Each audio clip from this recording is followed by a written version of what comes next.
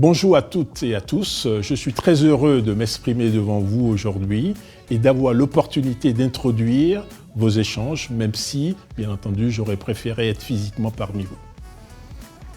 Je tiens à saluer Thierry Barbeau, Marilyn Morel, Eric Bazin et Déborah Diallo qui participent à cette présentation.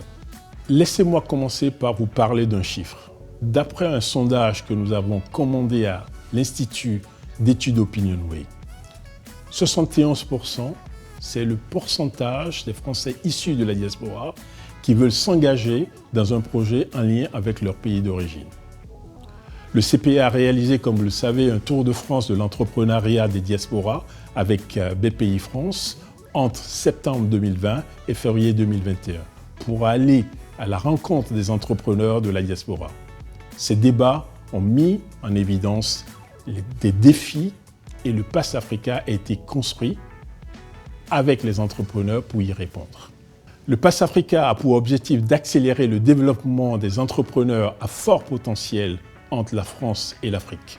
Concrètement, c'est un parcours unique et prioritaire créé au sein de BPI France à Paris et dans ses directions régionales avec plus de 80 partenaires.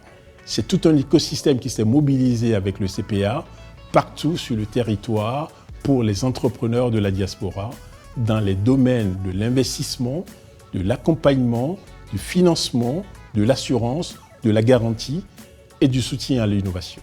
Ce sont aussi des formations, du coaching, du conseil qui sont fournis tout au long de l'accompagnement.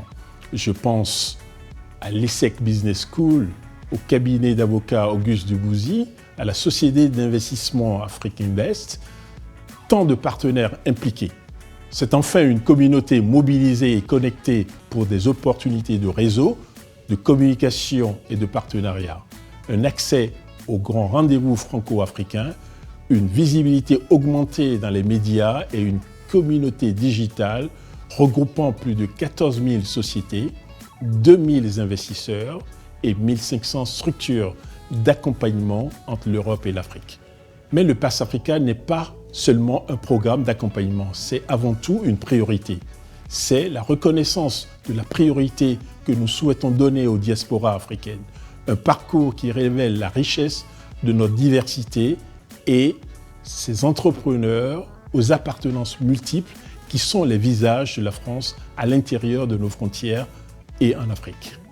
Le Pass Africa, ce sont aussi des liens tissés directement avec les institutions africaines, dernièrement avec le ministère en charge de la jeunesse de Côte d'Ivoire et la délégation générale à l'entrepreneuriat rapide des femmes pour créer un parcours fléché qui commence en France avec BPI France et nos partenaires nationaux et qui se poursuit dans les pays africains.